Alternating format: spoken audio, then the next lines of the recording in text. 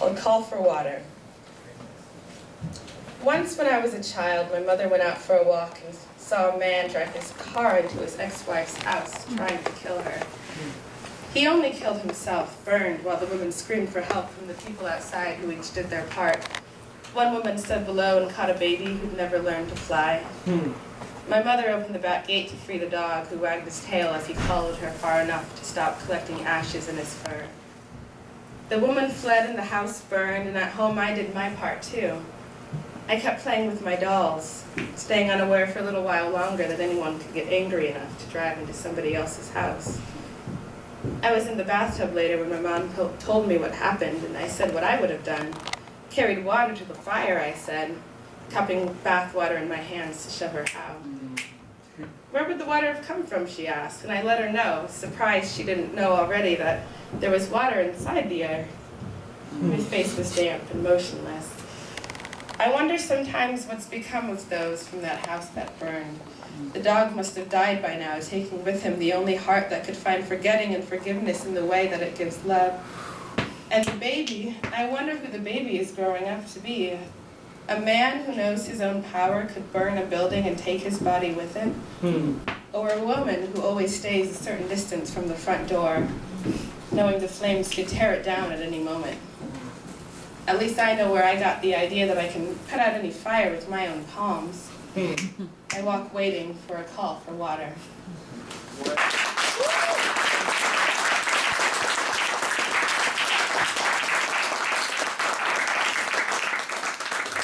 I'm going to read one more because this one's fun. It's called What You'll Remember Tonight. Remember tonight something you haven't in a while. That time in 9th grade when you broke up with Kenneth Meyer and he yelled "dyke" at you from the car as his mother drove away. You didn't understand it then, but you get it now. It's the way your eyes follow a woman's walk, the way your gaze answers some silent call from hips like the ones that rest on your couch now. Remember tonight the elegance of the woman sitting in your living room. She is strikingly beautiful, the woman on your couch, so it's only natural that you are hiding in the bathroom. Turn on the faucet knowing you've already been hiding too long. If the rest of this night follows the path set by your dancing, tonight will be your first night making love, or something like it to a woman. Remember tonight with relief that you shaved your legs this morning as you imagine the woman stroking your bare thigh, and then that you gave up before you finished, and shaved your whole left leg, but only your right ankle before you decided to wear long pants. Tonight, remember this: as she touches your thigh, let it be your left one. And as you tie your hair up in a band, wonder if the woman can tell by looking at you that every orgasm you've ever had has been an overgasped lie. Maybe you've had enough practice to fool her, too. Open the bathroom door and see her sitting across from you, waiting. Watching. Her eyes look black like her hair from beneath her silver bangs. Eyes you can't keep secrets from. Sitting beside her now, you're not as sure as you should be. Remember tonight your time at school, how they treated girls like you. Now you can say girls like us. Your life is not built like this woman's. Choices made simply. You can't toss away your past as easily as your thin white shirt, or put your cold hand on a stranger's chin and turn her face to see you nude. Look down. The woman's chest lies beneath more shadows than light, but you can see that she has just one breast.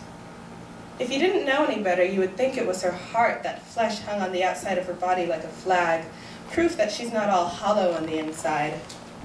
On the opposite side of her chest is a labyrinth of hardened skin. No promises for peace of mind when you reach the center. She asks if you've ever been with a woman before.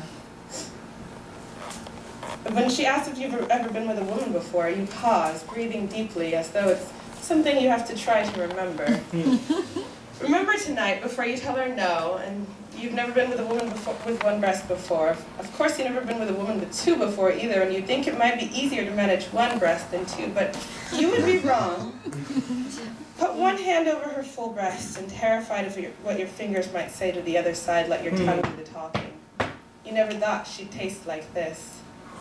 Like smoldering ash that marks where the fire is burned.